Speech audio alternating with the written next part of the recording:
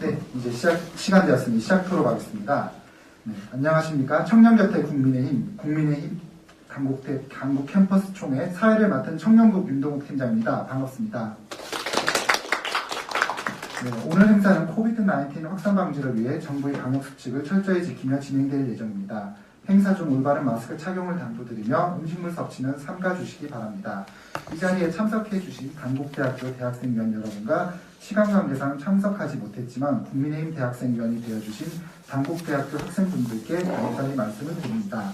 금일 행사는 개강총회 기획선언, 당대표 청년 최고위원 환영 인사, 단국대학교 지부를 이끌어갈 신임 학과 대표 인사, 단국대학교 대학생위원 자기소개, 임명장 수여식, 대표님과의 간담회, 그리고 마지막으로 사진 촬영 순으로 진행토록 하겠습니다. 그럼 지금부터 국민의힘 단국 캠퍼스 총회를 시작하겠습니다.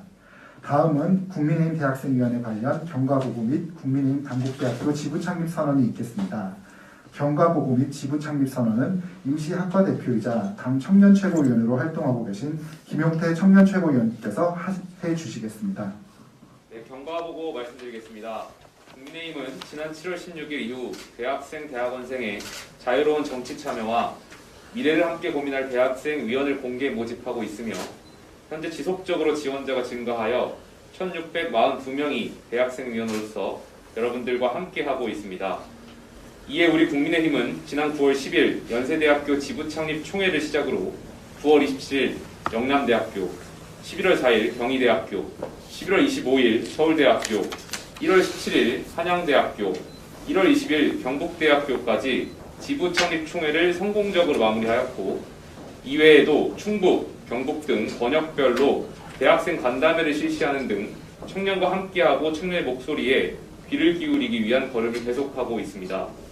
그리고 오늘 우리 당은 물론이고 우리나라 정당사에도 기념될 만한 대학 지부 창립 총회를 민족 자본으로 탄생한 자랑스러운 대학 단국대학교의 대학생 위원 여러분들과 함께 개최하게 되어 매우 뜻깊게 생각하고 있습니다. 내일을 준비하는 국민의힘은 이러한 걸음을 멈추지 않고 청년들의 사소한 목소리도 놓치지 않도록 청년 곁에서 청년과 함께 최선을 다할 것입니다. 이상으로 경과보고를 마치겠습니다. 지부 창립 선언하겠습니다. 2022년 2월 7일 국민의힘 대학생위원회 강북대학교 지부 창립을 선언하겠습니다. 감사합니다. 네, 감사합니다. 앞으로가 더욱 기대될 국민의힘 강북 캠퍼스에 여러분의 많은 관심과 응원 부탁드립니다. 다음은 대한민국 헌정사 최초 30대 당대표로 선출되신 준스톤 이준석 당대표님의 환영 인사 말씀이 있겠습니다. 여러분 큰 박수로 환영해 주시기 바랍니다. 예, 앉아서 이렇게 하겠습니다. 근데 이렇게 만나 뵙게 돼서 반갑고요. 지금 이 대통령 선거가 한창 진행되고 있는 상황이기 때문에 더 많은 분들과 함께하지 못해서 지금 저희 당 측에서 많은 분들과 함께하지 못해서 죄송하고, 다만 이번에 이제 저희 대학생 지부 이제 설립 개수가 8개인가? 총 10개.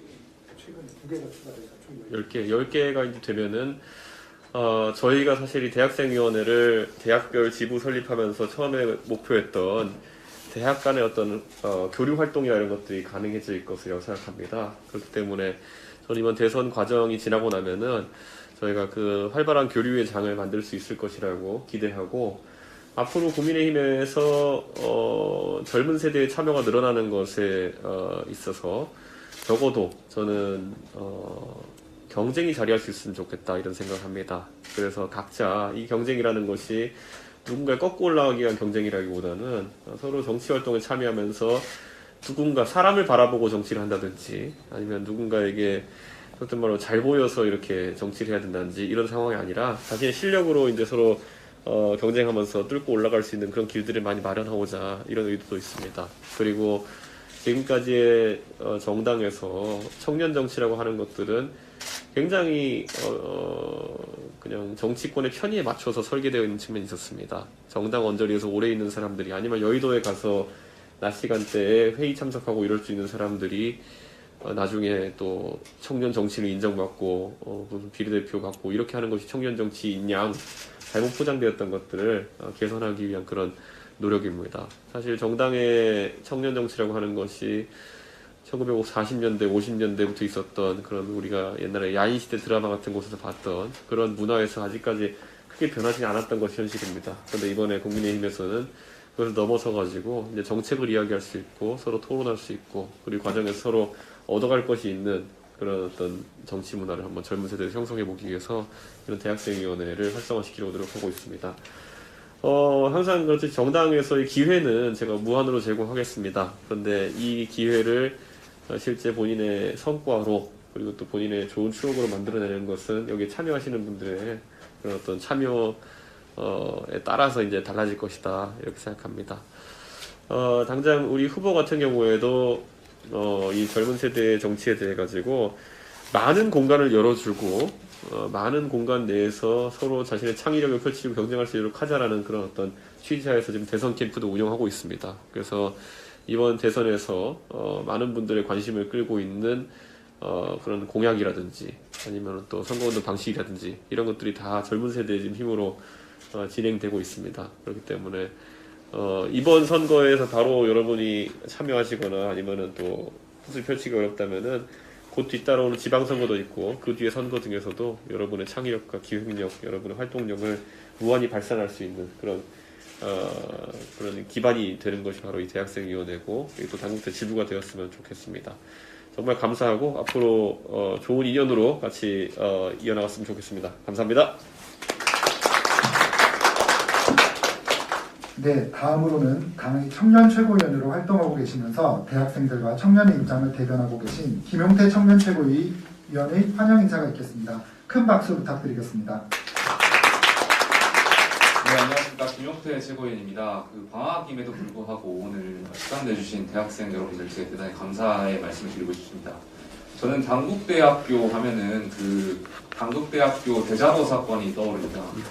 정말 지난 문재인 정권에서 문재인 대통령을 비판했다는 이유만으로, 대자보를 걸었다는 이유만으로 이 정권에서 그 대학생 물론 당국대학교 학생은 아닙니다만은 강원대학교 학생을 알고 있는데 그 학생을 굳이 징역이 아니죠. 재판에 청구해서 벌금형을 선고하게끔 했죠. 당국대학교에서는 처벌 의사가 없다고 말씀했음에도 불구하고 이 정권은 그 대학생들의 어떤 표현의 자유까지 억압했던 걸로 알고 있습니다. 정말 이 정권은 정말 민주화 운동을 몸소 실현하시면서 정말 잘하실 줄 알았는데 본인들이 기득권이 되고 본인들이 집권하니까 오히려 대학생들의 자유와 정말 표현의 자유까지 침해하는 일을 보고 정말 내로남불 정권이 아닐 수 없습니다. 이제 대선이 30일 남았습니다. 여기 저희가 많이 부족할 수도 있고요. 하지만 저희는 민주당처럼 그렇게 막 위선적이거나 하지 않겠습니다. 많이 부족하더라도 솔직하게 여러분들께 다가가고 부족한 점이 있다면 많이 채워나갈 수 있게 하겠습니다. 여러분들께서 3월 9일날 정말 양당의 후보 잘 보시고 누가 더 이 나라를 이끌 수 있는 적임자인지 좀 판단해 주시고 소중한 한 표 행사해 주셨으면 감사합니다. 감사합니다. 네, 다음으로는 당의 목소리입니다. 허은아 당 수석 대변인님의 환영 인사가 있겠습니다. 큰 박수 부탁드리겠습니다. 네, 반갑습니다. 방학에도 불구하고 이렇게 와주신 학생 여러분한테 정말 감사하다는 인사 먼저 드리고 싶습니다.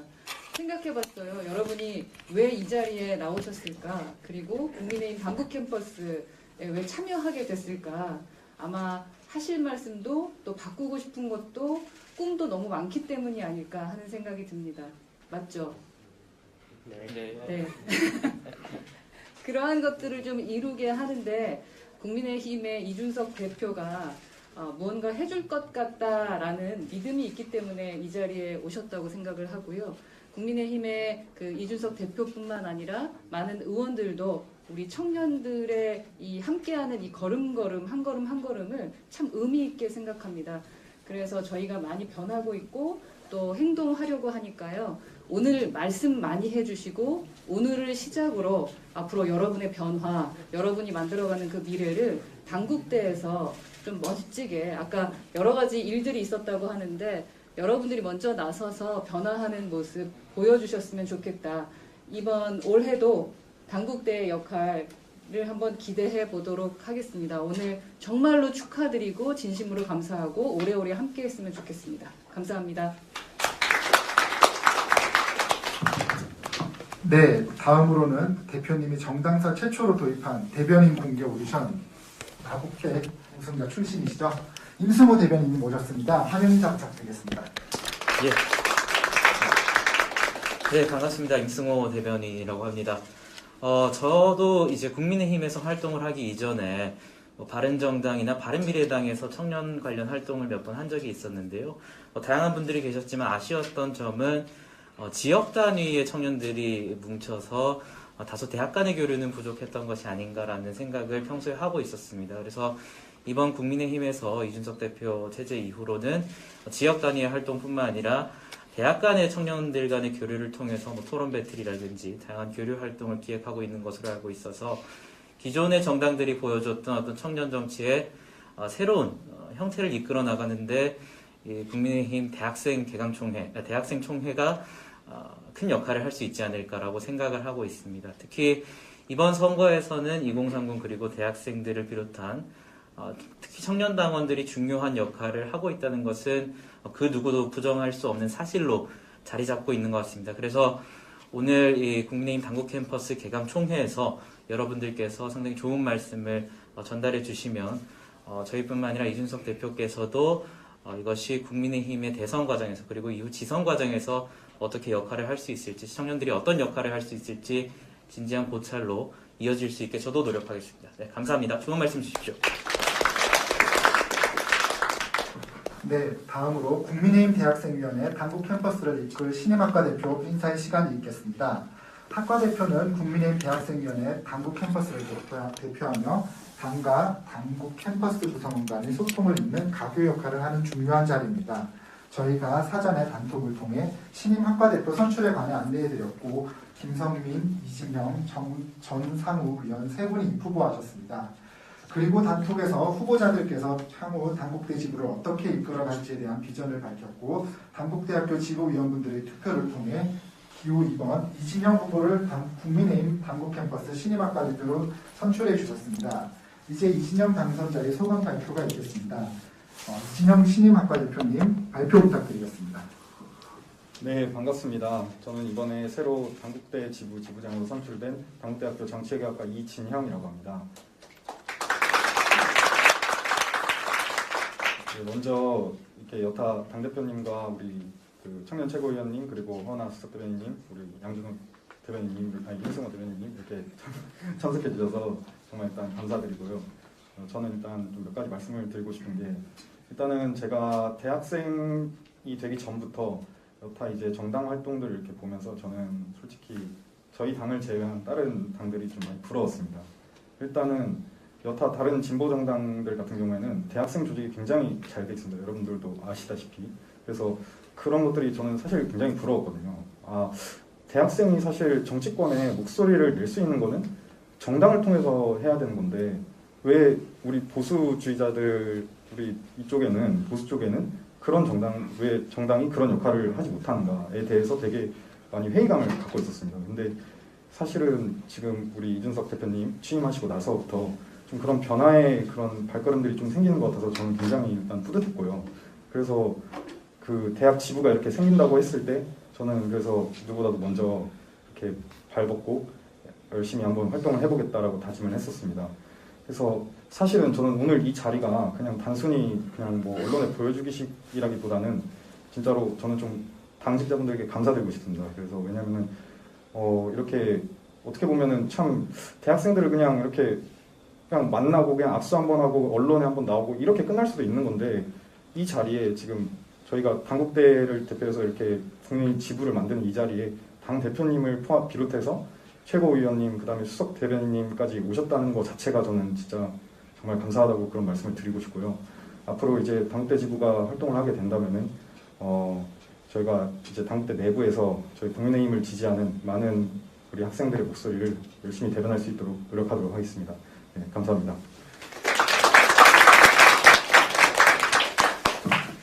네, 오늘 행사의 주인공은 여러분입니다. 먼저 대학생위원분들의 소개를 듣고 참석하신 분들과 인사 나누는 시간을 가지겠습니다. 자기소개는 1분 이내로 해주시기 바랍니다. 먼저 저희 신임 당국대 지부장님 오른쪽에 계신 분부터 저희 자기소개 진행 부탁드리겠습니다. 네, 안녕하세요. 저는 대학생위원 이도경이라고 합니다.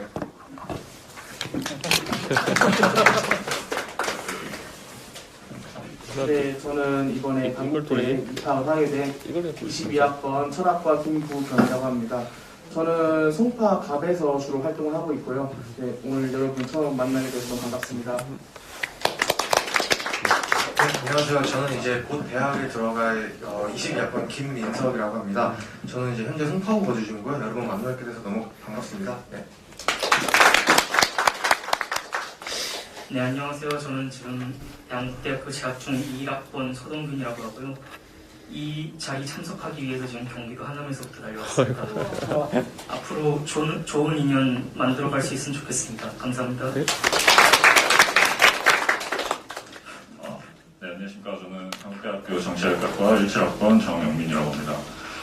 현재 이제 서울시당 대학생위원회 수석대변인으로 지금 역할을 하고 있고요. 지금 이제 잠깐 방학 동안에 서울시당에서 약간 일을 도와드리면서 일을 하고 있는데 여러분들 만나게 돼서 굉장히 반갑습니다.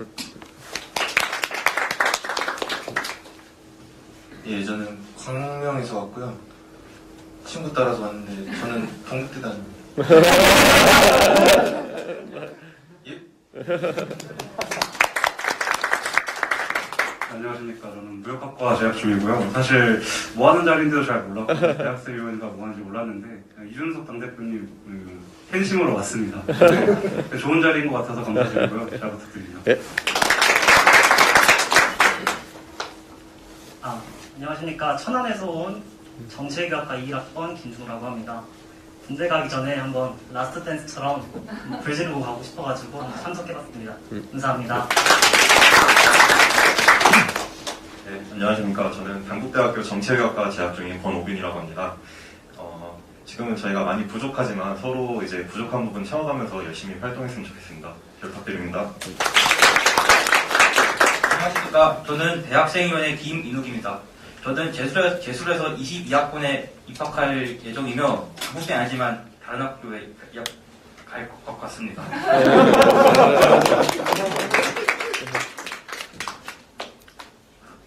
네, 안녕하십니까. 저는 당국대학교 일반대학원 재학 중인 김한이라고 합니다. 저는 이제 장애인 관련해가지고 연구 진행하고 있고요. 최근에는 이제 문체부랑 보건복지부 주관으로 진행한 재활운동 증강기술 개발이랑 장애인 재활운동을 위한 법적 정의에 대한 기초소당성 조사까지 다 완료한 상태입니다. 그리고 이제 중앙대학생위원회 정책연구팀에서 이제 정책 관련해서 이번에 선거 캠프를 위한 정책 연구 책을 좀 다 같이 팀원들이랑 한번 만들어봤고요. 그래서 이번 당국대 지도가 설치됐다고 들어서 저도 당국대 일원으로서 이진혁 위원장님 도와서 많이 도와달라고 연락이 하시더라고요. 팀장님께서. 좀 열심히 해서 잘 부탁드리겠습니다. 네, 안녕하세요. 지금 교육대학원에 재학하고 있는 강민구라고 합니다. 일단은 지금 청년위원회 부위원장으로 맡고 있고 지금 용인시 병하고 용인시 정에서 지금 활동하고 있습니다. 앞으로 잘 부탁드리겠습니다.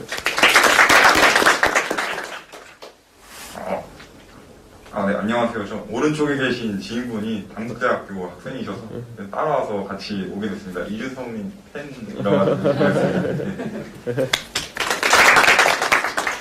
네, 안녕하세요. 저는 당국대학교 도시계획 부동산학부 재학 중인 1학번 심인근이라고 하고요. 이런 것처럼 대학생위원장으로 활동하고 있습니다.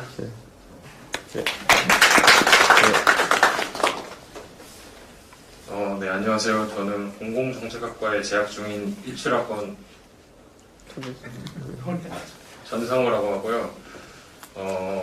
신임 학과 대표님이랑 같이 겹치는 위원회가 많은데 옆에서 잘 도와서 위원님들과 청년 정치를 더 발전시킬 수 있도록 열심히 노력하겠습니다. 감사합니다. 네, 다음으로 당국대학교 대학생위원회 위원 임명장 수여식이 있겠습니다. 임명장 수여식은 대표님께 임명장을 받은 후 대표님과 청년최고위원 사이에 서서 사진 촬영 후 자리로 돌아가 주시면 되겠습니다. 위원님들께서는 저희 스텝의 안내에 따라 적절한 간격을 유지하며 이동해 주시기 바랍니다. 먼저 강민구, 권오빈, 김부겸, 김준호, 김환, 서동균 위원님, 네, 저기 손들고 있는 저희 스텝 쪽으로 좀 자리 이동 부탁드리겠습니다. 네. 임명장 강민구 위사람을 국민의힘 대학생위원회 위원으로 임명함. 2022년 2월 7일 국민의힘 당대표 이준석.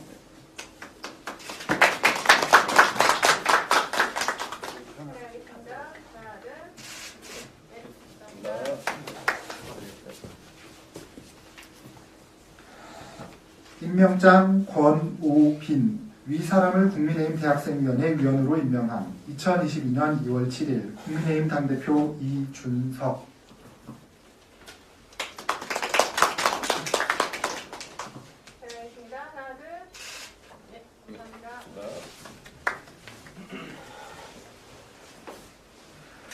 임명장 김부겸 위사람을 국민의힘 대학생위원회 위원으로 임명함. 2022년 2월 7일 국민의힘 당대표 이준석.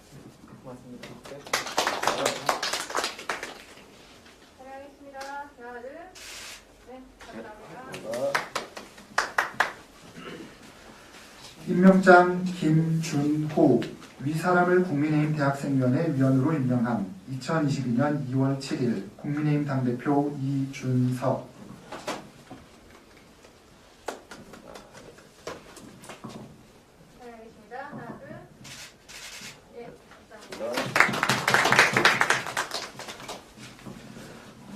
임명장 김환 위사람을 국민의힘 대학생위원회 위원으로 임명함. 2022년 2월 7일 국민의힘 당대표 이준석.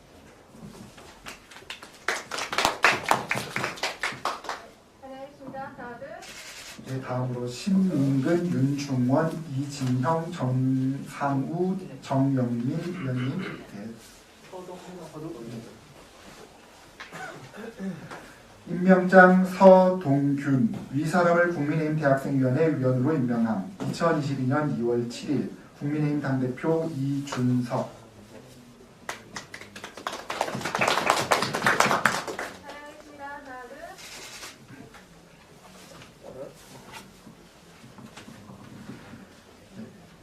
임명장 신민근 위사람을 국민의힘 대학생위원회 위원으로 임명함. 2022년 2월 7일 국민의힘 당대표 이준석.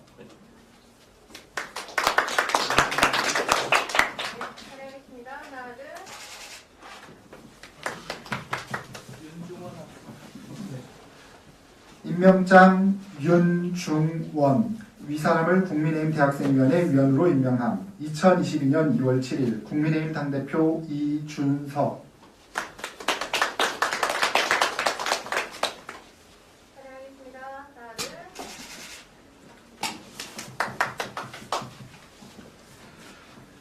임명장 이진형 위사람을 국민의힘 대학생위원회 위원으로 임명함. 2022년 2월 7일 국민의힘 당대표 이준석.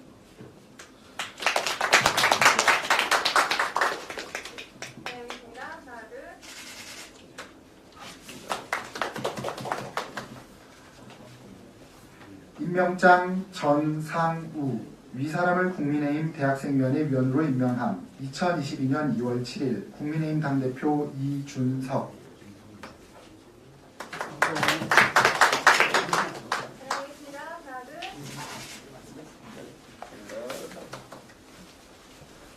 임명장 정영민 위사람을 국민의힘 대학생위원회 위원으로 임명함. 2022년 2월 7일 국민의힘 당대표 이준석.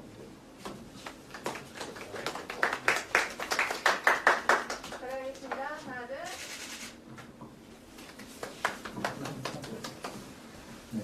임명장 김성민 위사람을 국민의힘 대학생위원회 위원으로 임명함. 2022년 2월 7일 국민의힘 당대표 이준석.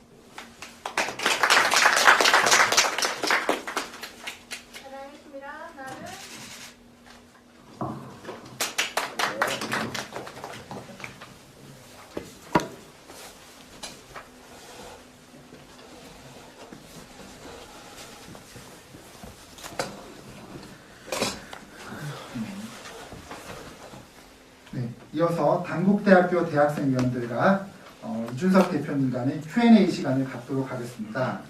국내 의전 순위 8위에 빛나는 제1야당 대표님이라고 어렵게 생각하시지 마시고 이제 저희 선거의 대김의 7위가 되십니다.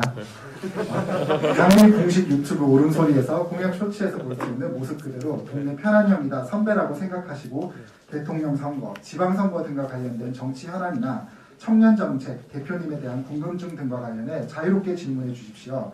질문이 있으신 분께서는 손 들어주시면 저희 스텝이 마이크를 전달해 드리도록 하겠습니다.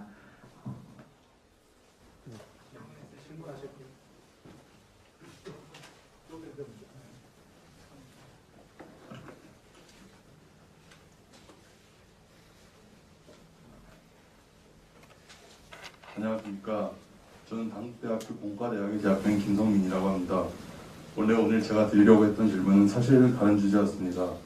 현재 대한민국의 모든 이권을 장악하고 있는 586 세대들이 청년 세대들을 견제하며 자신들의 이권을 더욱 공고히 하고자 하는 586 패권주의의 폐악에 대해서 지적하고자 했습니다. 그러나 지금 세간에서 굉장히 큰 논란이 되고 있고 사안이 상당히 심각한 내용이라서 이 문제를 언급하지 않을 수 없을 것 같습니다. 얼마 전 베이징 동계올림픽 개막식 중 중국 내 56개 민족을 표현하는 과정에서 한복을 입은 여성이 중국 소수민족으로 소개되었습니다. 이는 개막식을 지켜보는 전 세계 수많은 사람들의 무의식 속에 한복을 중국 문화의 일부라는 인식을 심기 위해서 다분히 의도적인 연출을 한 것이 아니냐는 의혹을 사기 충분했습니다. 이뿐만이 아닙니다. 중국 관영 매체 CCTV에서는 상무 돌리기, 장구, 김치, 윷놀이와 같은 한국의 전통 문화를 담은 영상을 개막식에 방영하였고 1년 전에 만든 올림픽 홍보 영상에서도 한국의 전통 문화를 노출시켰습니다.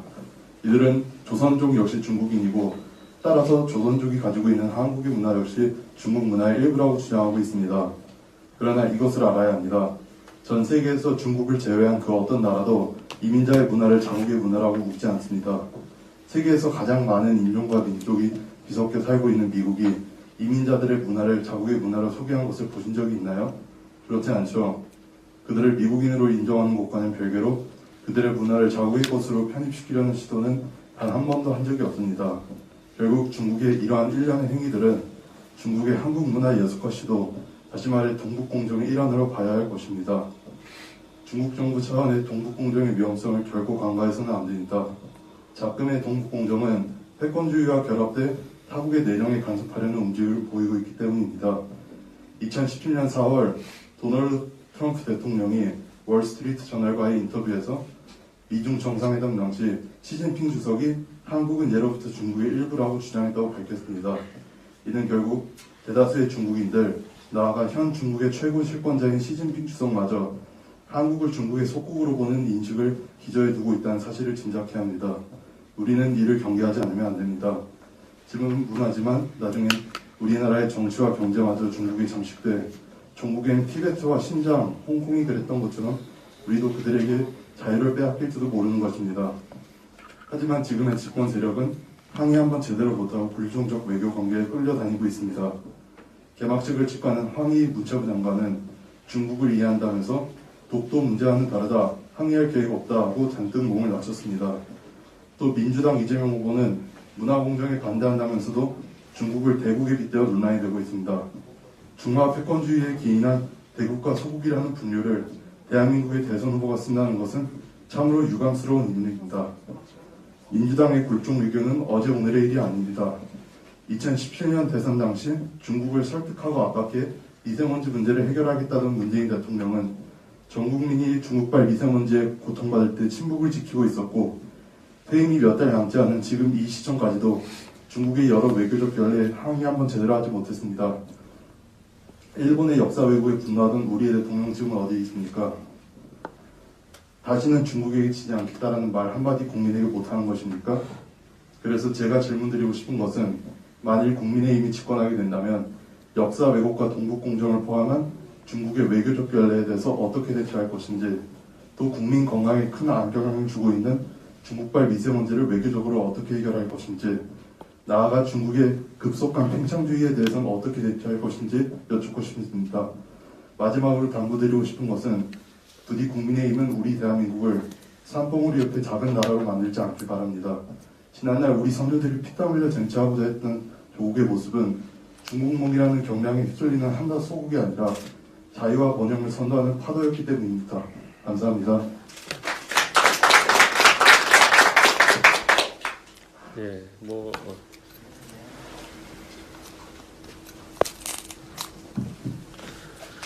예, 그 뭐 역사 왜곡이라고 하는 것이 굉장히 중국 입장에서는 중국 내 여러 민족 간의 대립이나 이런 것에 대해 가지고 그들 나름의 해법이라고 데려 나온 것 같은데 저는 굉장히 이질적이다. 아까 말씀하신 것처럼 미국이 한국계 미국인이 200만 명 정도 되니까 인구의 0.6%가 한국인이라고 생각하면은 중국의 조선족 인구가 180만 명 정도 이렇게 한다고 했을 때 훨씬 비율로서 한국계 미국인이 많음에도 불구하고 미국이 한국 문화를 포용하는 것과 별개로 그것을 자국의 문화로 선정하지는 않는 게 사실입니다. 그렇기 때문에 중국의 행태라는 건 굉장히 이례적이고 그보다 더 이례적인 거는 일본에 대해서 대처하는 문재인 정부의 방식과 중국에 대해서 대처하는 방식이 아주 다르다는 지점에 있습니다. 만약에 문재인 정부 집권기에 김치 논란 비슷한 게 일어났다고 한다면은 아마 문재인 정부는 최대 강도로 아마 반발했을 겁니다. 그런데 지금 중국 문제에 대해 가지고는 사실 뭐 왜 중국 앞에 와서 약해지느냐라는 지적이 계속 나오고 있는 것이고 단순히 그것을 중국에 대해서 뭐 실리 외교로 접근한다는 측면을 넘어가지고 자국민들을 오히려 가르치려고 하는 경우가 여러 나옵니다. 그때 아까 미세먼지 같은 경우에도 중국발 미세먼지가 대부분의 원인이라고 과학적으로 볼 수 있는 근거가 있음에도 불구하고 한국 내에 미세먼지 잡겠다면서 돈 많이 드는 이런 사업들을 많이 진행했던 적이 있거든요. 아니면 오히려 미세먼지의 발생의 대부분의 원인은 국외에 있는데 한국에서 오히려 디젤차를 운행하는 걸 중단시키겠다고 해서 그 영세 사업자분들이 굉장히 많이 고통받으시는 일도 있고요. 이런 게 근본적으로 외교에 있어서 철학이 부재해서 그렇다 이렇게 봅니다. 저는 외교가 우리가 아무리 중국이라는 나라의 규모에 비하면 작긴 하지만은 대한민국이 항상 문재인 정부가 잘한다고 홍보할 때는 세계 10위권 안에 있는 경제 대국이라 그러고 인구도 5,500만 정도면은 되게 많은 편에 속합니다. 일반적인 나라에서. 유럽 나라 중에 5천만 넘는 데는 뭐 프랑스, 독일, 이탈리아 정도 외에는 없을 겁니다. 폴란드 정도까지. 근데 아마 그것을 이제 그 모순에 빠져 있는 거죠. 자기들의 성과를 홍보하고자 할 때는 경제 대국이고 강국이고 선진국에 진입한다 이렇게 이야기하고 그런데 이런 중국에 대처하는 문제에 있어가지고는 경제적인 관점에서 실리를 추구해야 된다 뭐 이런 얘기를 하는데 일본에 대해서는 또 그렇게 안 하거든요. 일본에 대해 가지고는 자존심 있는 거 없는 거 다 끌어다가 이제 일본과는 항상 긴장 관계를 이제 만들어야 되는 그런 운명을 이야기하는데 저는 글쎄요 이게 가져온 외교적 불합리함이라고 하는 거는 뭐 이루 말할 수가 없다 이런 생각을 하고 저희가 집권하면은 철학을 바탕으로 움직여야죠. 유럽에 있는 우리보다 인구도 적고 경제력도 약한 나라들 같은 경우에도 그 철학에 따라서 나라를 움직이기 때문에 인권의 문제나 이런 것들이 나왔을 때 어떤 나라에도 당당하게 이야기하는 그런 나라들이 있거든요. 저는 우리가 문재인 정부 제가 전당대회 때 광주에 가서 연설하면서 저는 홍콩에 있는 그 홍콩 민주화운동에 참여하면서 그 사람들이 그 광주 민주화운동의 노래를 부르는 걸 보고 깜짝 놀랐습니다. 그런데 정작 한국에서는 문재인 정부는 홍콩에 대해서 의견 내는 것을 사실상 거부하고 외면했던 것인데 그런 모순 속에서 우리가 과연 선진국이 될 수 있겠느냐. 선진국이라는 것은 돈에 지배되지 않고 오히려 문명에 의해서 지배되고 그리고 또 철학에 지배되는 나라가 선진국일 텐데 저는 예전에 김구 선생도 나라의 부유함이나 아니면 군대의 강성함이 아니라 높은 문화의 창달에 그런 어떤 지향하고 싶은 나라의 방향이 있다고 하셨는데 그 안에서 저는 인권이라든지 아니면 민주주의의 가치들이 살아있어야 저희가 선진국이다 이렇게 봅니다. 안 그러면은 뭐 자원부국으로 돈 많은 나라와 저희가 다를 게 뭐겠습니까? 그러니까 저는 앞으로 우리가 양자택일을 많이 강요받을 것 같은데 민주주의의 편에 서야 되느냐 아니면은 정말 민주주의 탄압하는 사람들과 보조를 맞춰가지고 경제적 이득을 취하겠다고 나설 것이냐에 있어서 저는 젊은 세대가 해야 될 판단은 명확하다 이렇게 봅니다. 호주 같은 경우에도 최근에 중국과 무역 분쟁과 군사적 분쟁 비슷한 상황들이 이제 발생하고 있거든요. 근데 호주는 물론 자원 중에 보면 철광석이니 이런 것들이 굉장히 아니면 석탄 이런 것들이 중국의 어떤 지렛대가 되어가지고 그런 협상을 한다 이렇게 퉁치고 넘어가는 분들도 있지만은 철광석보다 더 수입 다변화가 힘들고 더 공급에 있어가지고 중국에 타격을 줄 수 있는 무기들이 바로 우리가 갖고 있는 반도체나 아니면은 중간재에 해당하는 그런 전자제품들입니다. 반도체, AP 이런 것들은 우리나라에서 상당한 양을 공급하고 있기 때문에 중국의 제조업에도 상당한 견제 수단이 됩니다. 근데 이런 것들을 잘 활용하지 않고 무조건 우리가 중국에 대해 가지고는 항상 절대적 약자인 것처럼 가져갈 필요는 없다 이런 생각을 합니다. 그 때문에 우리 윤석열 후보는 특히 그런 점에 있어서 균형을 잘 잡고 있다 이렇게 생각하고 무엇보다도 할 말은 할 수 있다는 것 거기에 강점이 있다고 보기 때문에 국민의힘이 정부가 탄생하게 되면은 많이 다를 겁니다.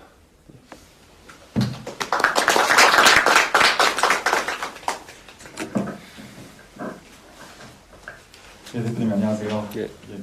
저는 앞서서 질문하신 위원님께서 좀 되게 무거운 분위기에 질문을 하셔가지고 약간 개인적으로 궁금했던 점을 좀 여쭤보고 싶은데 이제 우리 이준석 대표님께서는 당대표가 되시기 전에 물론 당협위원장이라는 엄청난 직책을 갖고 계시지만 어쨌든 당내가 아니라 공식 이제 의전설 8이라는 제1야당 대표라는 그런 엄청난 이제 자리에 가셨는데 갑자기 이제 당협위원장에서 당대표로 가시면서 개인적으로 좀 굉장히 이거는 좀 최고로 부담이 됐다라고 하는 점이 있으시다면 어떤 건지 궁금합니다.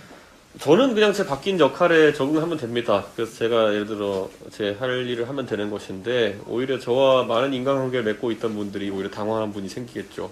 그러니까 이렇게 되니까 예전에 저한테 잘못한 게 많은 사람들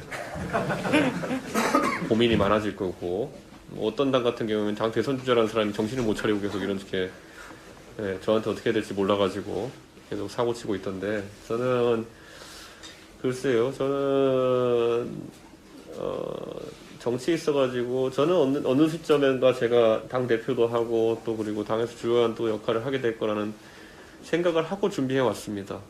그게 이른 시점일지 아닐지는 또 별개의 문제지만은 저는 그런 준비를 많이 해왔기 때문에 제가 당 대표 된 뒤부터 바로 착수하고 일을 할 수 있었던 것이 아닌가 이런 생각을 합니다.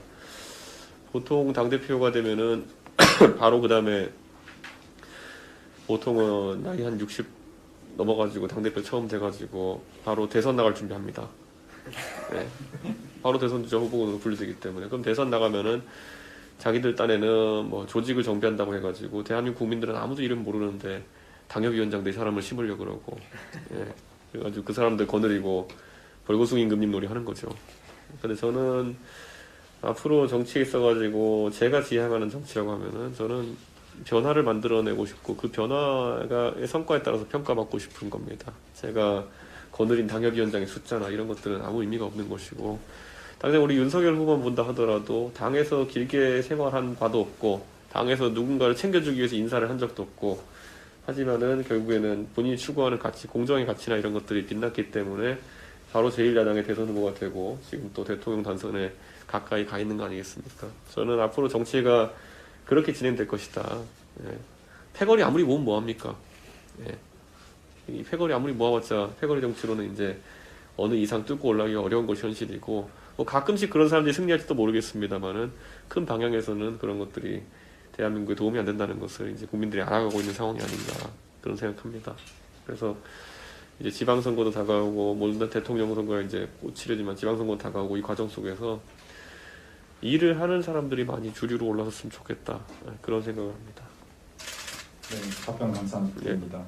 그리고 이제 본격적인 질문을 하는데 이제 지금 이 대학 지부라는 거를 이제 우리 이준석 대표님하고 이영태 최고위원님께서 이제 주도하셔서 이렇게 만드셨는데 저는 이제 아무래도 제가 어쨌든 대표로 선출이 되었기 때문에 좀 이제 이 조직의 지속에 대해서 좀 이렇게 생각을 이제 해보게 됐거든요. 여기까지 오면서. 근데 과연 이게 이제 다음에 이제 이준석 대표님 다음에 당대표가 이제 예를 들어 바뀌게 된다면은 이 조직들이 과연 존속할 수 있을까? 저는 왜냐면 이게 제가 알기로 당원 당규상에는 이제 지부에 관련된 언급이 아예 없는 걸로 알고 있거든요. 그래서 혹시나 이게 조직이 당대표가 다음에 바뀌게 된다면 혹시 계속 존속할 수 있을지에 대한 그 질문을 좀 드리고 싶습니다.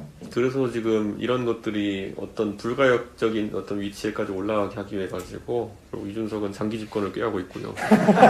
네. 그래가지고 이런 제도가 영속화되어가지만이 당이 과거로 퇴보하지 않는다. 저는 이런 생각하고 있습니다. 그리고 저는 이렇게 생각해요.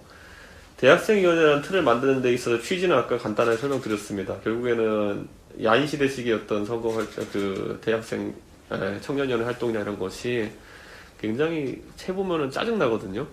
가면은 나랑 1년씩도 없는 사람이 어디 당생활 10년 했다고 나한테 와서 상급자 행세하려고 그러고, 그리고 이 조직은 또 사람이 위로 빠지지도 않아요. 한 100명이 드글드글 하면서 도의원 한번 해볼까 이런 거 생각하고 있는데 매 선거만 한 2-3명 정도 이제 빠져나가고 그러니까 98명은 남아가지고 또 드글드글 하면서 또 4년 뒤에 기다리면서 서로 이제 죽이려고 애쓰고 뭐 이런 조직이거든요. 그런 경우가 많기 때문에 저는 물론 모든 청년위원회가 뭐 그렇게 돌아가는 건 아니겠지만 제가 봤던 청년위원회들은 상당수가 그렇게 돌아갔습니다. 그렇기 때문에 대학생위원회의 가장 특징적인 건 뭐냐면은 동아리 비슷한 거예요. 여기에 10년 눌러 앉아 있으면 별 방법이 없어요. 10년 눌러 앉아 있으면 이거는 좀 문제가 있는 거죠. 그렇기 때문에 당의 어떤 조직보다도 순환이 빠를 것이고 그리고 권력의 사유화 또는 아예 고착화가 적을 것이다 생각해서 이것에 기대를 좀 하고 있는 것이기도 합니다. 그리고 무엇보다도 사실 서울은 그래도 좀 느낌이 다르긴 하지만은 수도권도 다르지만은 경상북도 청년위원회가 무슨 의미가 있습니까? 그 문경에 사는 사람이랑 포항에 사는 사람이 평생 만날 일이 없는데 오히려 문경 사람이 서울 사람 만날 일이 많지 포항 사람 만날 일이 없거든요 거의. 근데 그런 걸 같은 조직이라고 묶어놓고 아무리 일을 해보려고 해도 될 리가 없습니다.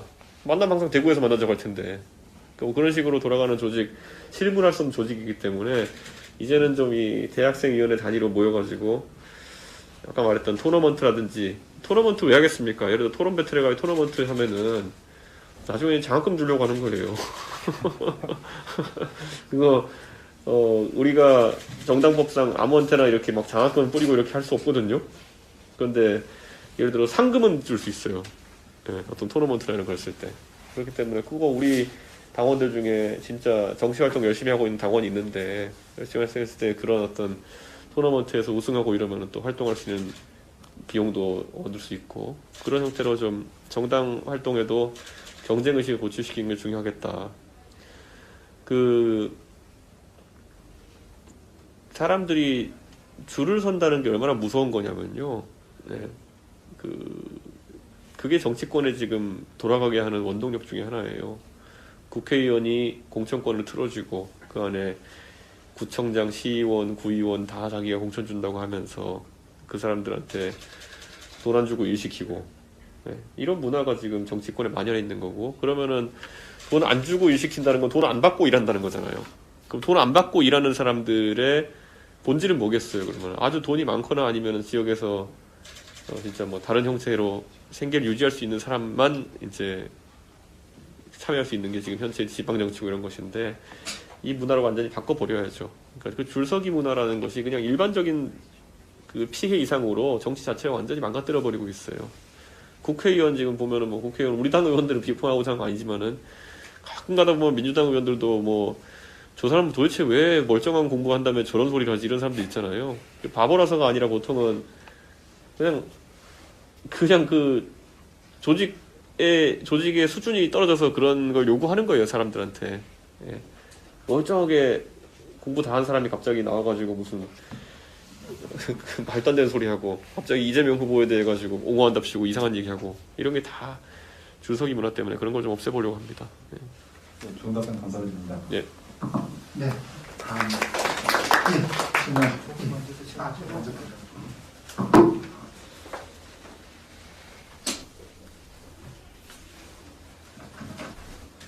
저 대학생위원 김환입니다. 저도 이제 우리 지부장님이랑 당대표님께서 동시에 한번 질문 드리고 싶은 게 저도 원래 지부장을 입후보를 했었는데 이제 이준석님께서 나가신다고 해서 좀 도와드리는 측면에서 좀 더 도움이 되겠다 해가지고 입후보를 안 했어요. 근데 좀 입후보를 했을 때 좀 생각을 했었던 게 대학교 지부장은 어떤 역할을 해야 되고 당 대표님께서 만드신 이 프로그램이 과연 어떤 취지를 담고 있으며 목표가 무엇인지 그런 고민을 좀 해봤었거든요. 근데 출마이론을 보니까 되게 구체적인 어떤 활동 계획이나 그런 것들이 좀 없었던 것 같아요. 그래서 앞으로 이 지부가 설치가 돼서 활동을 시작하게 된다면은 두 분께서는 어떻게 진행을 할 거고 어떤 걸 목표로 하실 건지. 아까 지부가 아직 그 당 차원에서 아직 되게 공식적인 그런 지부가 아니기 때문에 나중에 또 이걸 계속 유지할지에 대한 고민도 하시잖아요. 근데 저는 그런 것보다는 오히려 지금의 우리의 몸집을 키워야 나중에도 저희가 저희를 지킬 수 있다라고 생각하기 때문에 그런 활동은 되게 중요하다고 보거든요. 그런 부분에서 어떻게 하실 건지 궁금합니다.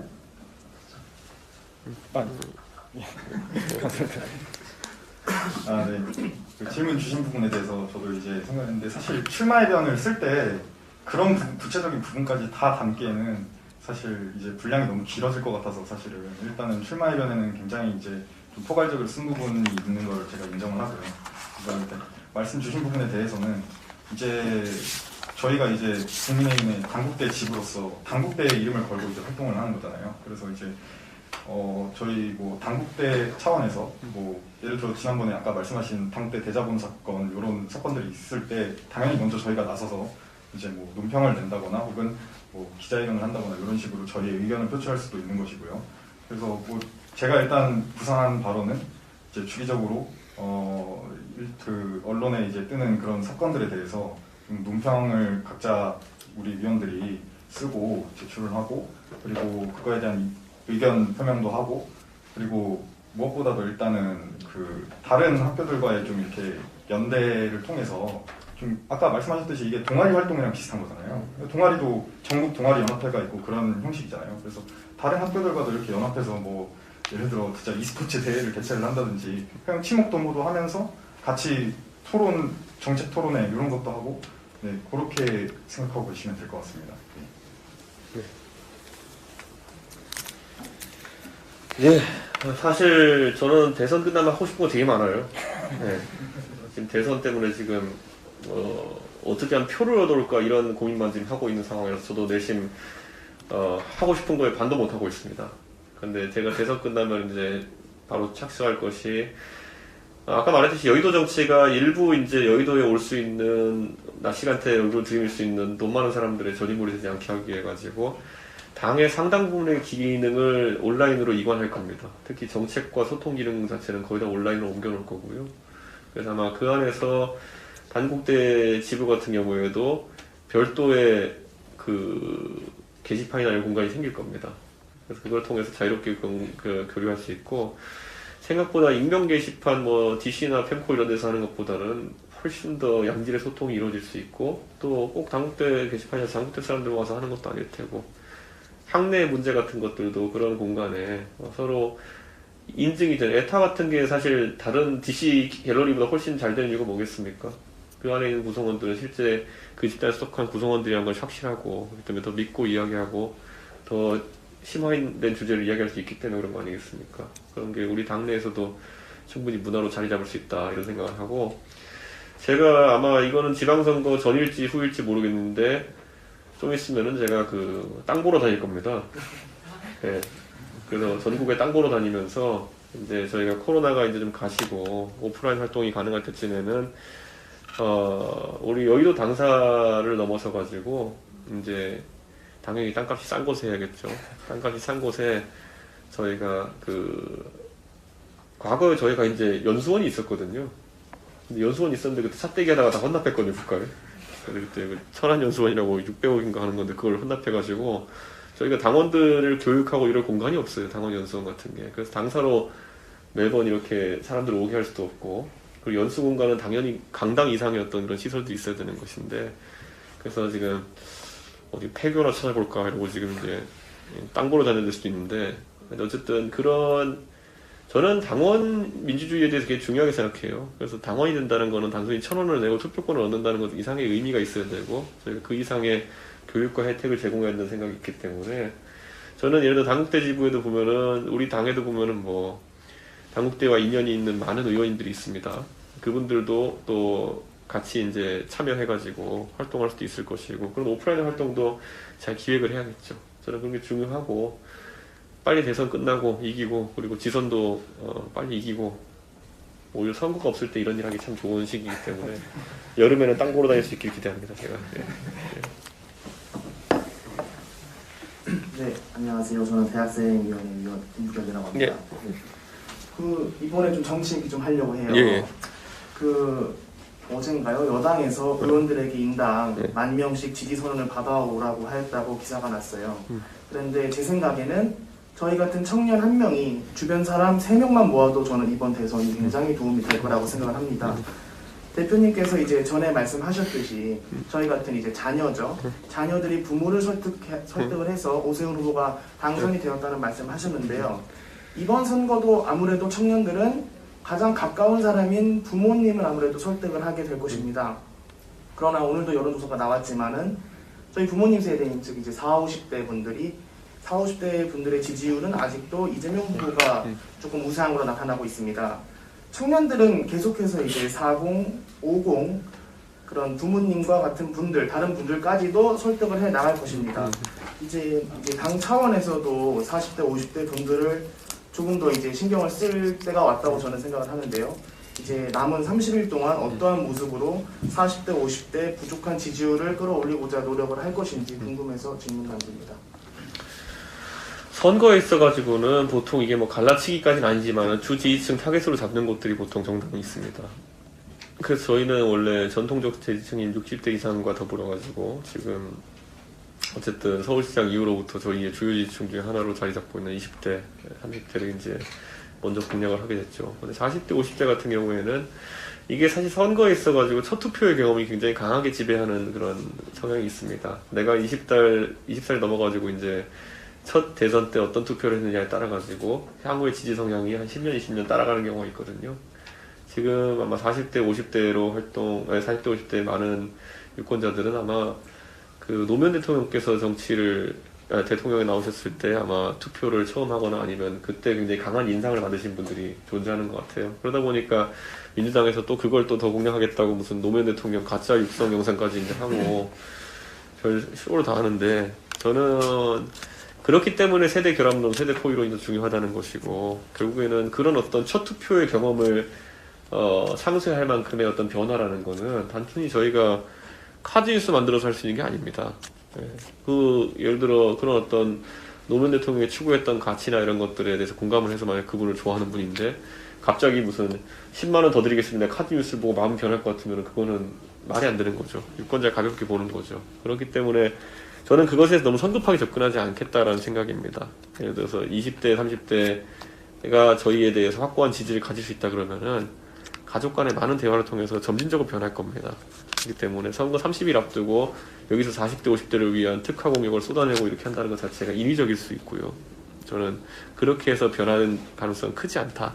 저는 이렇게 봅니다. 그래서 아마 그런 노력을 이제 지속해 나가야 되는 것이고, 20대, 30대에 대한 노력이나 호남에 대한 노력이라고 하는 거는 국민의힘 입장에서 살기 위한 그런 노력입니다. 왜냐면 예전에 박근혜 대통령이 당선됐을 때가 2012년에 50대 중반부터 해서 거의 몰표로 당선됐거든요. 80% 투표를 나오고 이랬어요, 그때. 근데 그 50대가 그대로 10년이 나이가 들어가지고 60대가 됐습니다. 그게 지금 저희의 지지층이 시작한 나이고요. 앞에 그러면 20대와 10대 지지층을 어떻게 저희가 확보하냐에 따라가지고 이 정당이 기능을 할 수 있느냐가 달려있거든요. 그래서 사력을 다해 투자하는 것이고, 저희가 또 그래서 윤 후보도 거기에 동감해서 상당히 많은 행보를 하고 있고, 호남 같은 경우에도 지금 굉장히 특이한 현상이 발견되고 있는 것이, 원래는 저희가 호남에서 보수정당이 전북이 지지율이 제일 높고 그 다음에 전남, 그 다음에 광주가 지지율이 제일 낮습니다. 근데 지금 저희가 여러 여론조사에 보고 있는 것은 광주가 지지율이 제일 높고요, 그게 전남이 그 다음이고 전북이 제일 낮습니다. 이게 정확히 왜 순서가 역순으로 지면요, 젊은 세대가 광주가 그나마 제일 많기 때문입니다. 도시 지역이라 가지고.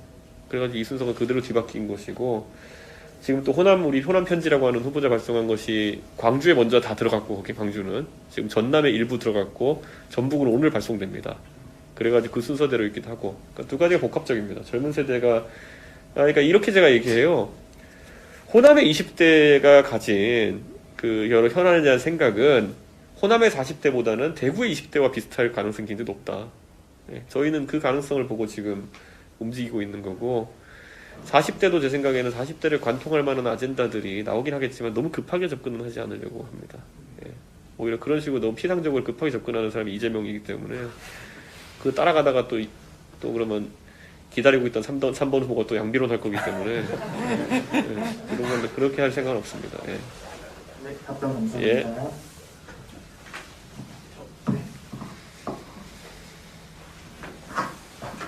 네, 안녕하십니까. 저는 좀 가볍게 좀 질문 하나 드리고 싶은데요. 얼마 전에 저희가 그 사자 대선 토론 방송하지 않았습니까? 그때 제가 8시부터 시작한 걸 챙겨봤었는데 그때 저희 후보님께서 원래 이제 기존에 어떤 가지고 있었던 이미지로는 사실 조금 어떤 이런 언변이 좀 부족하신 부분을 많이 좀 보여주신 건 사실이지 않습니까? 근데 대선 토론을 보면서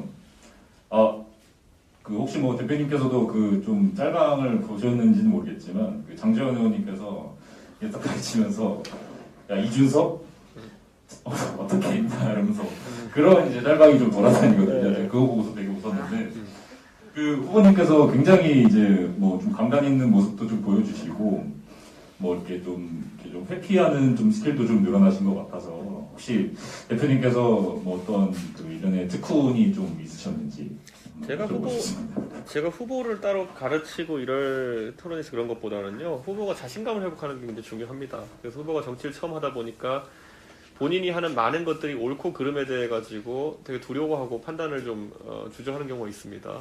그런데 저는 그럴 때마다 후보가 후보 뜻대로 많은 것을 진행하도록 이렇게 이야기합니다. 그래서 후보가 실수를 다소 한다 하더라도 그걸 커버쳐줄 수 있는 게 당이고 그거 하려고 이제 대기하고 있으니까 너무 걱정하지 말고 이야기해라. 그게 사실 정치 신이 있는 사람들에 대해 가지고 당이 해줄 수 있는 최대한의 배려인데 과거에 이제 황교안 대표가 대선 주자로 급부상하시고 당대표가 되셨을 때 당은 거꾸로 갔어요. 예, 황 대표님이 그때 이제 다소간에 말실수가 있고 이렇게 하니까 어떻게 전환을 했냐면은 그때 갑자기 황교안 대표 백브리핑하고 이렇게 기자들 만나는 걸 차단시켜버립니다. 예, 실수하지 말라고.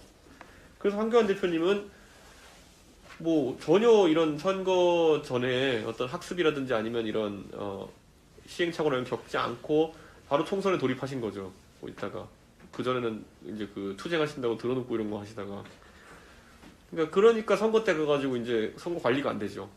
그때 이제 그 훈련이 안 돼 있으니까.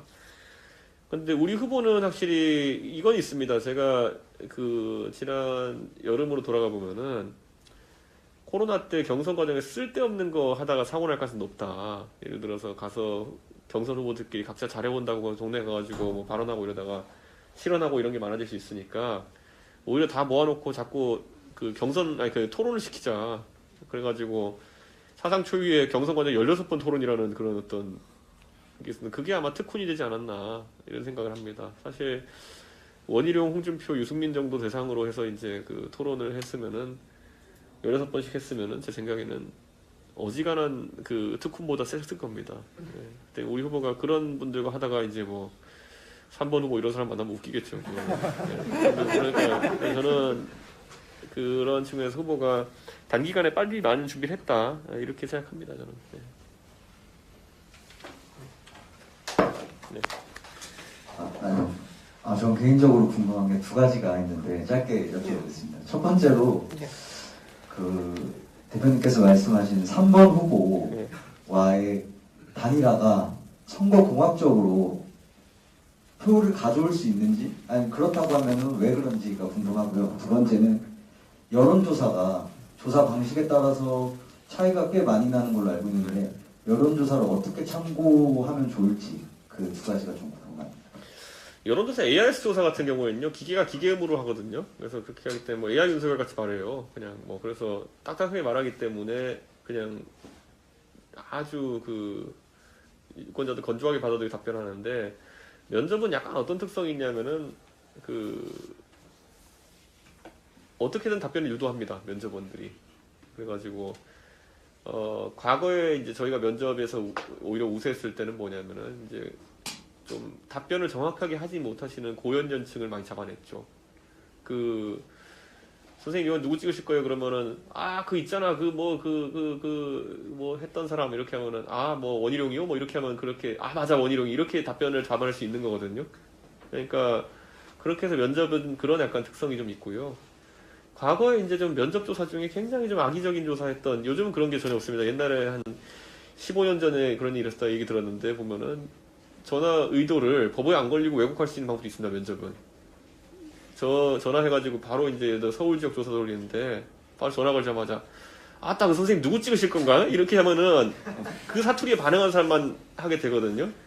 그러니까 그런 걸 굉장히 했던 적이 있었어요. 그런데 그래서 면접 조사가 요즘은 그렇진 않지만은 그래서 다소 이제 그 문항의 설계나 전화하는 시점이나 이런 거에 따라 가지고 결과가 좀 튈 가능성이 있습니다. 그래서 응답률이 높은 이유는 여러 번 또 질문하기 때문이거든요. 그 나중에 이제 여론조사 기관 입장에서는 전화를 많이 해서 하는 것보다 최대한 많이 포집을 해야 되기 때문에 한 번 전화 건 김에 답변이 안 나오면 되게 다 재질문 많이 합니다. 선생님 그래도 누구 찍을 건데 그러면은 나 이번에 투표 안 해. 그럼 그래도 누구요? 이렇게 하면은 이렇게 잡히거든요 이게. 그러니까 그런 것 때문에 좀 이제 문제가 있는 그 차이가 나는 것이고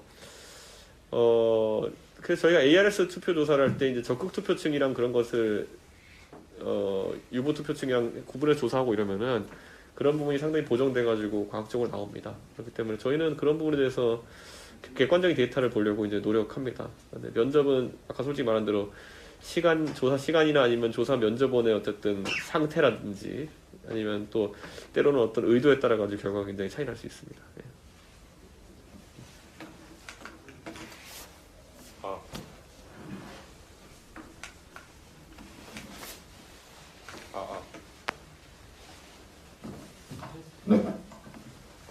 개인적으로 대표님께 궁금한 게 있어서 질문 드리려고 하는데 대선을 이제 지금뿐만 아니라 전에도 한번 겪어보셨잖아요.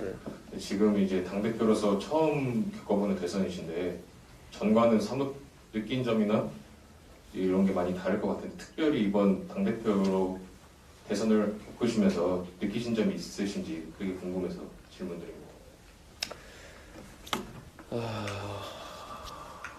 대선은 많은 사람들한테 내 선거가 아니에요. 네.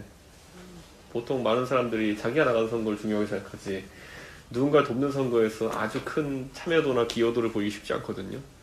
왜냐면은 이게 참 모순이 존재해요. 후보와 가까운 사람은 의사결정 구조에 참여할 수 있지만은 후보와 가까운 사람일수록 자기가 모험을 할 필요는 없어요. 왜냐면 후보랑 나랑 이미 신뢰관계가 있는데 괜히 뭐 하자 그랬다 실패하면 내 손해보는 거잖아요. 그러니까 정작 핵심 공개자라는 사람들이 일을 안 해요. 네. 그럼 후보가 머리 떨어져 있는 사람들은 야, 내가 이거 해서 열심히 해봤자 난 득보는 게 뭐지? 나중에 결국엔 핵관들이 잘 될 텐데 이런 생각으로 손을 놓는 경우가 많이 생겨요. 그래서 의외로 대선 같은 큰 선거에서는 후보가 외로워집니다. 많이. 그래서 그런 것들을 좀 극복하는 게 중요하겠다 싶어가지고 저는 당대표 되고 나서 굉장히 기계적인 선거를 기대했어요. 그러니까 뭐냐면 누가 후보가 된다 하더라도 친소관계나 이런 것이 아니라 당의 역량으로 쭉 밀고 나가가지고 무조건 이기는 선거를 만들어 보겠다. 그렇다가 지고 우리 후보 선출되자마자 바로 후보한테 막 해가지고 빨리 가서 이거 AI 하는 거 찍어야 된다고. 후보가 그때 기분 좋으니까 뭣도 모르고 가서 찍었죠. 근데 그건 지금 만약 찍자 그래서 후보 피곤해서 못할걸요? 근데 그때는 기분 좋으니까 가서 막 찍고 알고 봤더니 그게 이제 후보의 지금의 피로도를 상당히 죽여주는 그런 비단 주머니가 된 거죠. 그러니까 저는 선거가 앞으로 상당히 선거는 기획을 하는 사람이, 그러니까 선거에 미칠도록 이제 몰두한 사람이 대여섯 명만 있어도 선거는 치를 수 있어요. 제가 어디 가서 보통 10명이라 얘기하는데 대여섯 명만 선거에 미쳐 있어도 선거에 필요한 중요한 의사결정은 다 합니다. 근데 그걸 어떻게 만들어내느냐가 중요한 것이고 이번에 저는 그래서 당대표가 되고 나서 그걸 잘해보겠다는 생각하고 지금까지 준비한 겁니다. 네.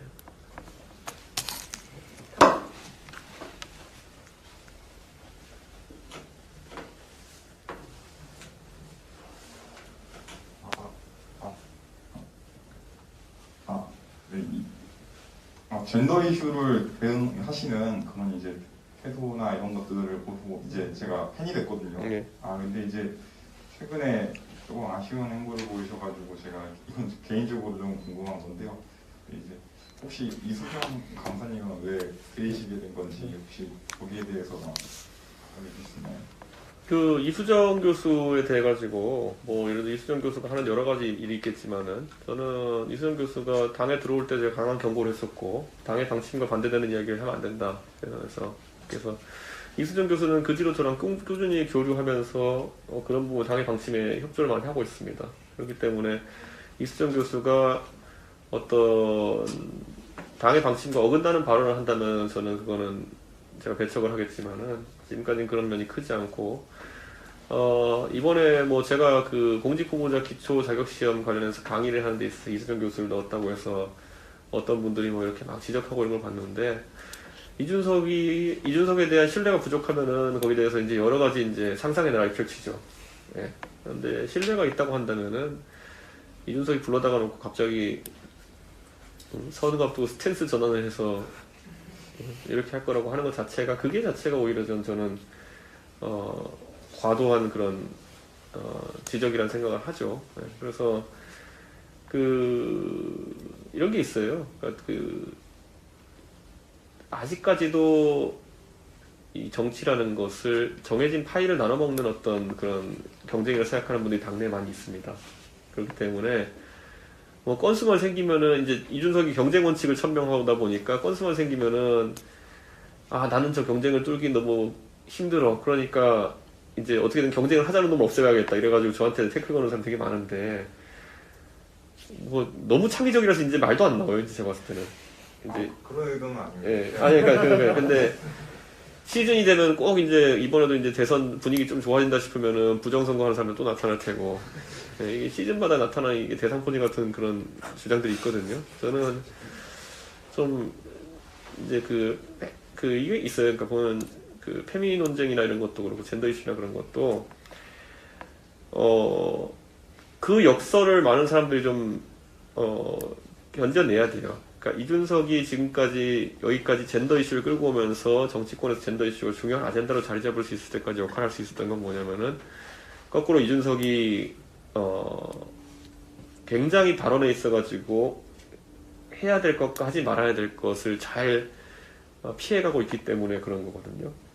이거 제가 무슨 뭐 기분 내려고 해가지고 가가지고 어디 가가지고 다 무슨 신남성연대 이런 애들이 하는 것처럼 막 하고 다니잖아요. 하루 기분 좋고 그 다음에 우리 이 이슈는 더 이상 꺼내질 못합니다. 예. 뭐 저는 그런 거 굉장히 중요하다. 옛날에 제가 성재기 씨랑도 논쟁을 굉장히 많이 벌였거든요. 성재기 씨 보면은 뭐 신나가지고 이런저런 얘기 많이 하셨죠. 근데 가다 보면 자기도 모르게 뭐 갑자기 혐오에 해당하는 발언을 하기도 하고 그러면 딱 그런 게 책 잡혀가지고 이슈 홀라당 날려먹기 좋은 거거든요. 근데 저는 그런 것도 좀 없고 지금 저 당대표 되고 나가지고 이준석은 왜 민주당을 공격하지 않느냐 뭐 이런 얘기를 하는데 저만큼 아마 민주당에 대해 가지고 정밀 타격하는 사람도 없을 겁니다. 근데 아마 그 강경보수층에 있는 분들은 자기들이 원하는 방식으로 제가 안 싸워준다고 하는 거겠죠. 당대표면 막 자기들 생각으로는 머리도 좀 깎아줘야 되고 들어 누워줘야 되고 단식도 해야 되고 악도 쓰다가 고발도 당하고 가가지고 막말도 좀 해주고 강경보수 유튜브 채널 나가가지고 으쌰으쌰 문재인욕도 해주고 뭐 이래야 되는데 안 하니까 안 하는데 일은 또 잘 되는 것 같아. 그러니까 너무 답답한 거죠. 내가 내 세계관이 부정당하는 게 얼마나 하겠어요. 이렇게 해야 잘 산다 이렇게 했는데 그렇게 했더니 멸망하고 다르게 살았더니 잘 된다 그러면은 얼마나 그 삶이 부정당하겠어요. 그래서 아마 그분들이 하는 얘기가 굉장히 증폭돼가지고 그러다 보면 또 이제 이수정 교수를 제가 영입하고 이런 것에 영입도 아니 무슨 영입이에요. 영입은 후보가 있지. 저는 그 강사 그냥 해달라고 한 건데 그게 이제 무슨 대단한 일인 것처럼 이렇게 증폭시키려는 분들이 있는데 너무 그런 걸 휘둘리지 않으셨으면 좋겠습니다. 예. 네, 또 질문 있으신 분? 네. 이민 정책에 관해서 여쭤보고 네. 싶은데요. 네. 근데 우리 저출산 문제 얘기할 때 그 해결책으로 나오는 게 이민 문제입니다. 이 이민 문제가 일단 저출산 문제 해결에 도움이 된다고 생각하시는지 궁금하고요. 그리고 이게 이민 정책을 펼칠 때 저희 같은 경우는 단순 노동자뿐만 아니라 뭐 인도에 미국으로 가려는 인도 공학자나 그리고 홍콩에서 근무를 하는 금융계 종사자 이런 같은 전문 인력을 끌어들일 수 있는 방법에 대해서 어떻게 생각하시는지 궁금합니다. 전문 인력을 끌어들이기에는 이제 자격증 공유라든지 언어의 문제가 상당히 클 겁니다. 예를 들어 다른 나라에 있는 의료 인력이 우리나라에 들어서 의료 인력으로 기능하기에는 언어 장벽이 너무 크고요. 보통 이제 연구 인력이나 이런 곳들에 있어가지고 그런 일들이 상당히 있는데, 저는 우리나라에서 이제 출산율을 높이기 위한 정책이라는 것이 출산율 정책 단독으로 존재해서는 효능보기 어렵다 이런 생각을 하고요. 지금 이제 그래서 그거는 예를 들어 결혼 연령을 좀 당긴다든지 이런 복잡한 문제를 같이 결부해 생각해야 되는 것이고, 지금 근데 출산율 문제를 해결한다 하더라도요, 산업 인력의 부족이라는 거는 그 뒤로부터 20년 뒤에 해결될까 말까 해요. 왜냐면 지금 이제 결혼을 갑자기 많이 하기 시작해가지고 애를 많이 낳기 시작해도 20년 뒤에 이제 20년이 뭐야, 한 25년 뒤에 이제 산업에 투입할 수 있을 거 아니에요. 그러다 보니까 그 간극을 메우기 위해 가지고 이민 문제가 많이 대두하는 것이고, 지금 이제 이민이 필요하다고 하는 분야는 보통 이민이 아니라 그 외국인 노동자나 이런 분이 필요하다는 부분은 보통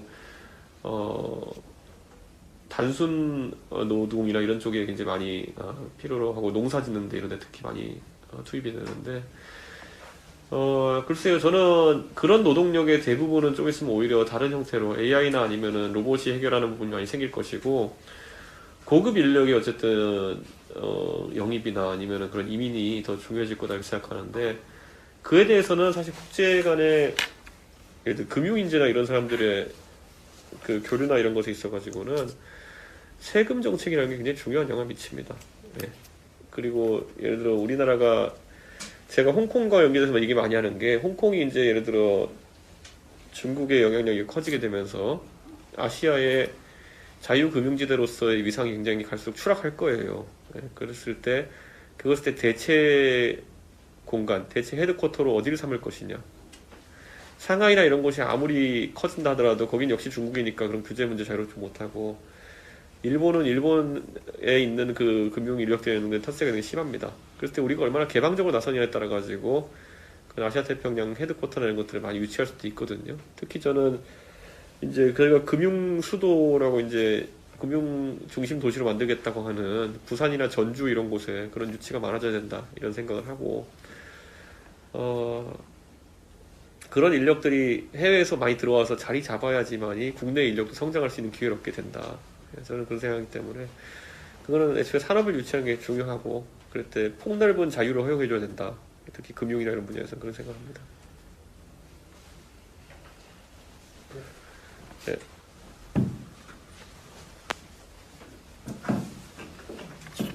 네, 저는 그 지역주의 관해서 질문을 드리고 싶은데요. 정치적 측면 말고 행정적 측면에서 이제 지방 분산 뭐 그런 걸 하기 위해서 이제 그 공공기관들이랑 그런 걸 분산시키잖아요. 근데 가끔 지역주의가 그 좀 비효율을 초래하기도 하고, 그리고 또 지역주의가 너무 강하면은 이제 서울 살던 사람들이 이제 내려가서 살기도 힘들어지고 그렇지 않습니까? 근데 지역자치 정찰제 막 그런 지역주의를 좀 강화시킬 수 있는 제도들, 물론 긍정적 취지도 있겠지만, 혹시 그런 제도들을 혹시 이제 국민의힘이 정권을 잡게 된다면은 혹시 어떻게 바꾸실 의향이 있으신지 질문드리고 싶어서. 저는 지역에 있어가지고, 그러니까 산업의 비교 우위를 어떤 지역이 어떻게 확보하냐가 굉장히 중요하다 이렇게 보는 것이고, 우리가 역사적으로 봤을 때 남동 임해 공업 지역이라고 하는, 예를 들어 포항제철과 현대자동차가 포항과 울산에 자리 잡게 된 것은 결국에는 서해안 지역에는 자동차를 수송할 수 있는 항구를 짓기가 굉장히 어려운, 그런 큰 선박이 들어갈 때 항구를 짓는 것 자체가 어렵고, 그리고 전력 수급 자체가 그쪽 지역이 원자력 발전소 이런 것 때문에 더 쉽기 때문에 그런 형성이 된 것일 텐데, 그만큼 산업의 비교 우위라는 거는 기업하는 입장에서 굉장히 중요하다 이런 생각이 들고, 지역별로 그런 확고한 비교 우위를 가질 수 있는 것들을 만들어 줘야죠. 그러니까 예를 들어 이런 생각도 해요. 전기 요금 같은 경우에도 우리나라는 전기 요금에 보면 원가가 뭐겠습니까? 전기 생산 비용과 송전 비용이거든요. 근데 이 두 가지를 구분하지 않아요, 우리는. 그래가지고 수도권에서 가정용 전기 요금이나 아니면은 원자력 발전소가 밀집한 남동 해안의 그 전기 요금이 같아요. 그래서 저는 이것은 만약에 우리가 우리 전력 산업이 사실상 국영화되어 있기 때문에 이렇게 된 것이지, 미국 같은 곳에 이제 전력산업이 민영화되어 있는 곳에서는 송전 비용까지 전부 다 감안해가지고 물리게 되어 있습니다. 그렇다면 당장 전기요금만 해도 발전소와의 인접도를 바탕으로 해가지고 저희가 차등화할 수 있어도 발전소가 혐오시설만은 아니게 됩니다. 네, 발전소를 중심으로 전기를 많이 쓰는 산업들이 밀집하게 되고, 발전소라는 다소간의 위험시설 또는 그 공해 유발시설이 들어옴과 동시에 지역의 산업이 더 육성될 수 있다고 한다면은 지역 주민들이 반대할 리는 없거든요. 그리고 애초에 그렇게 산업이 분산되어 있어야지 송전으로 날리는 전기의 비율이 줄어드는 것이거든요. 지금은 수도권에 있어도 전기요금이 비슷하고 지방에 있어도 전기요금 비슷하고, 그러면 하는 김에 사람 찾기 쉬운 수도권에서 사업하지 뭐 이런 식이거든요. 그러니까 저는 그런 측면에서 그 지역별로 좀 비교율이 만들어질 필요가 있다. 네, 지금 수도요금 같은 건 또 그런데 또 지역별로 다 달라요. 네, 수도요금이라든지 쓰레기 처리 비용 같은 경우는 지역 단위로 세분화되어 있기 때문에 지역의 비용이 다르고, 오히려 그거는 지방일수록 규모가 작아가지고 더 비싼 경우도 있어요. 그렇다면 아까 말했던 생산의 주요 요소 중에 하나인 전기요금 같은 경우에는 오히려 지방을 더 싸게 훨씬 만들어줄 필요도 있을 것이다, 이런 생각하고, 그런 식으로 지방 분산을 꾀할 수 있어야 되는 것이죠. 저는 서울에서 아니면 수도권 인근에서 공장을 하는 것 자체가 더 이상 이득이 아니었으면 좋겠어요. 저는 오히려 지역으로 갈 수 있으면 좋겠다. 그리고 그 일자리 따라가지고 지방 분산이 이루어지는 거지, 뭐 공공기관 몇 개 이전한다고 해서 큰 효과가 있지는 않다, 이렇게 생각합니다. 네.